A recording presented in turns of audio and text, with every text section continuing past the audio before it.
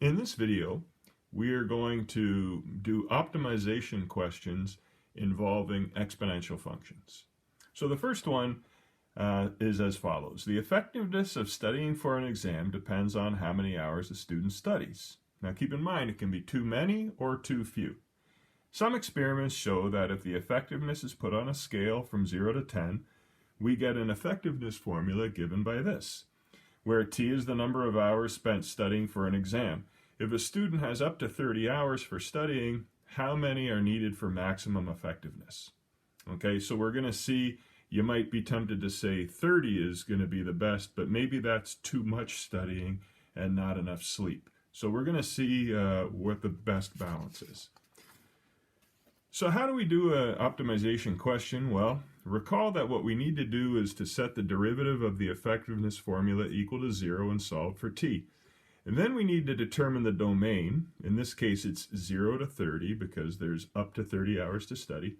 And then we have to see if any values of t that make the derivative equal 0 are in that domain, in between 0 and 30. And if they are, we need to plug 0 and 30 and whatever number or numbers in between 0 and 30 make the derivative equal 0, we need to plug those numbers into the original effectiveness formula to see what the maximum effectiveness results from. Okay? So, we have here the formula given in the question. So what we do, it's up to us, but what I just did here is I distributed the 0.5. That's just a preference of mine. And this is what the effectiveness formula is. Now what I'm going to do is determine the derivative. So the derivative of 5 is 0. And then I have 0.5t e to the negative 1/20th t. Well, I'm going to use the product rule. 0.5t times e to the negative 1/20th t. The derivative of 0.5t is 0.5. E to the negative 1/20th t stays the same, plus 0.5t, leave the first one the same, and then determine the derivative of the second one. Well, any exponential function, the derivative can be determined by, first, rewrite it, just like it is. Second, determine the ln of the base, so the ln of e. Well, in this case, the ln of e is 1, so I didn't write it. And then determine the derivative of the exponent, which is negative 1/20th. And then I simplify it a little bit. I get rid of the 0, 0.5 e to the negative 1/20th t. Negative 1/20th times 0.5 is negative 0.025 t e to the negative 1/20th t. I'm going to set this expression equal to 0. And then what I realize I can do is I can factor out e to the negative 1/20th t. And what I'm left with is 0.5 minus 0.025 t. That expression equals 0. Well, either this factor equals 0 or this factor equals 0. If I let this factor equal 0, I see that that's impossible. It's actually impossible for a power to equal 0 unless the base of the exponent is 0 and then the exponent itself is not 0. That's the only way it can happen. If you don't quite see that, then think of it this way. The exponent will be log base e of 0. Well, log base e is ln. So the exponent, negative 1/20th t, I should have a t there. Negative 1/20th t will be the ln of 0. The ln of 0 does not exist. Okay, so then we get to here. I can set 0.5 minus 0.025 t equal to 0, and this is more of a straightforward thing. T ends up being 0.5 over 0.025, which is 20. So we're going to test our n values of our domain, which are 0 and 30, as well as a t value of 20. So if the student studies 0 hours, the effectiveness will be a 5. If the student studies 20 hours, we plug a 20 in for t, and we use our calculator, and it's approximately 8.7. And if the student studies for 30 hours, we plug a 30 in for t, and the effectiveness is approximately at 8.3. So it actually goes down a bit, and maybe you've had that experience where maybe you should have stopped studying a while ago, and all you're really doing is getting tired, and no more new information is coming in. Well, using math, we've just figured out that in this situation, the maximum effectiveness will occur when the student studies for 20 hours. All right, let's do another one. We had so much fun with the first one. In this one, a consultant determines that the proportion of people that respond to an advertisement of a new product after it's been marketed for T days is given by this formula. Now, the area of the advertisement contains 10 million potential customers, and each response to the ad yields a revenue of 70 cents on average. That excludes the cost of advertising. The ad costs $30,000 to produce and a further $5,000 per day to run. So for simplicity, let's suppose there's a new brand of bubblegum and the advertisement is a billboard. And so they put the billboard in a prominent spot, and they've used this formula, and they're going to see how long they should keep that billboard up to maximize their profit. Well, the first thing they want us to do, I jumped ahead of myself, that's part D. The first thing they want to do is to determine the limit as t goes to infinity of f of t and interpret the result. Then they want to know the percent of potential customers responding after 7 days of advertisement. They want to write out the function, the profit function, so we'll have to determine revenue and cost. And then finally, they want us to do a maximization question where we figure out how many days would result in the maximum profit, assuming an advertising budget of $200,000. Okay, so what does it mean to have t go to infinity? Well, again, imagine that we're dealing with a billboard for a new brand of bubblegum. What we can do is we let t go to infinity. We substitute in for f of t, obviously. What I did here is I just distributed in that 0.7 and I got to here. Now 0.7 e to the negative 0.2t is the same as 0.7 over e to the positive 0.2t. I'm determining a limit as t goes to infinity, and what I've got here is a finite numerator over a denominator that grows without bound. As t gets infinitely large, so will this denominator. So this will go to 0. So I'm going to be doing the limit as t goes to infinity of 0.7 minus 0, which is just 0.7. So what that means is that the proportion of people responding to the ad will never exceed 70%. 30% of people will never respond.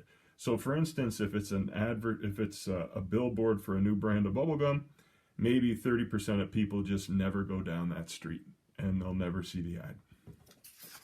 Okay, let's go to part B. Part B is a relatively simple plug-in situation. It just says what percent of potential customers have responded after 7 days of advertising. So what we do is we just plug in t equals 7 to the original formula, which was the percent of people responding. And when we plug in a 7 here, we get this formula, and use our calculators, it's approximately 0.527. So after 7 days, approximately 52.7% of potential customers have responded. So again, using our example, maybe after 7 days, approximately 52.7% of people have driven down that street and seen that billboard. The next question asks us to determine the profit function. Well, in order to determine the profit function, we have to first determine the cost function and the revenue function. Well, the cost function is fixed cost plus variable cost. Earlier in the question, we said that it costs $30,000 to produce the ad, in this case the billboard, and it costs $5,000 per day to run. So the billboard company is charging rent. So the cost is fairly straightforward. Now the revenue, here's where sometimes people get a little confused. The percent of people that respond is our original f of t formula. That's the percent of people that respond. Well, let's multiply that by the population to get the number of people that respond. So the population is 10 million, that's in the question, and the percent of people that respond is given by f of t. So we've got 10 million times f of t. But that'll tell us how many people respond. We'd like to multiply that by the average revenue per response, and believe it or not, that's in the question that we had a minute ago as well. So the average revenue per response is 70 cents. So 10 million times the average times the percent of people that respond times the revenue per response. Doing a little multiplication here, we come up with this formula. This is a revenue formula. So our profit is equal to revenue minus cost. So it's this minus that. There we go. And we do a little bit of distributing our minus sign here, and we can collect like terms with this 4,900,000 and this negative 30,000, and we come up with this as a profit formula. Okay? Now the question said, what is the profit after 7 days? So we just plug 7 in for T in the profit formula we just figured out, and we get $3,626,674.88. So that's the approximate average profit after 7 days.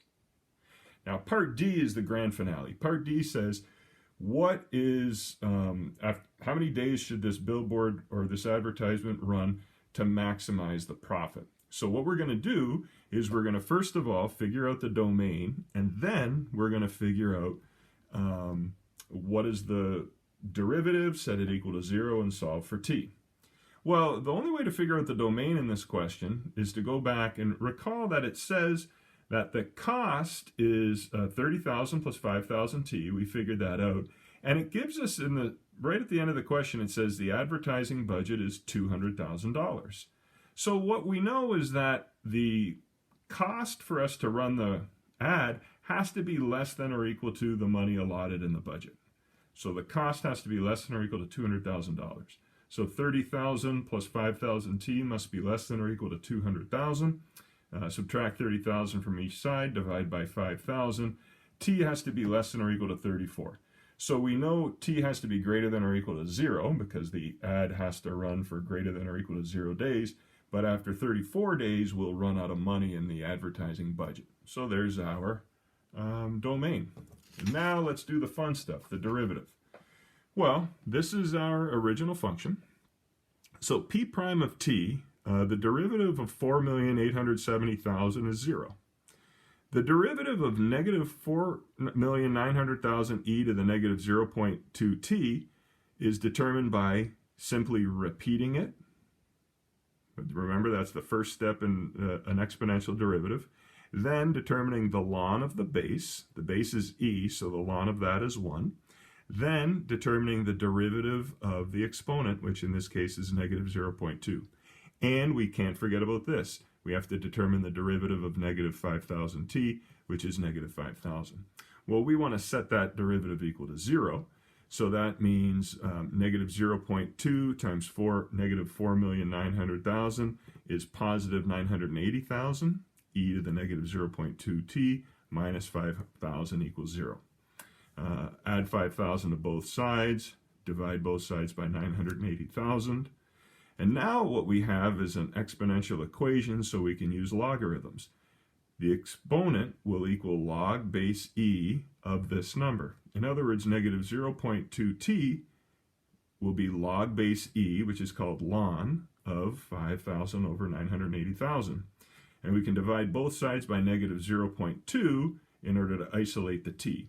And when you do that, this is definitely a calculator job, you see that t is approximately 26.4, so we're going to let t be 26. So now we're going to plug in the n values of our domain into our profit function, p of 0 and p of 34, as well as 26, which is the number we found in between when we set the derivative equal to 0.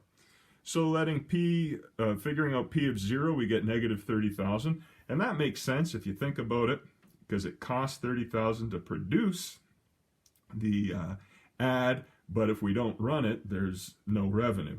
So a profit of negative 30,000 after 0 days makes sense. After 34 days, the profit is 4,694,000, etc. But after 26 days, we get our maximum profit, $4,712,968.83. That is a lot of bubblegum.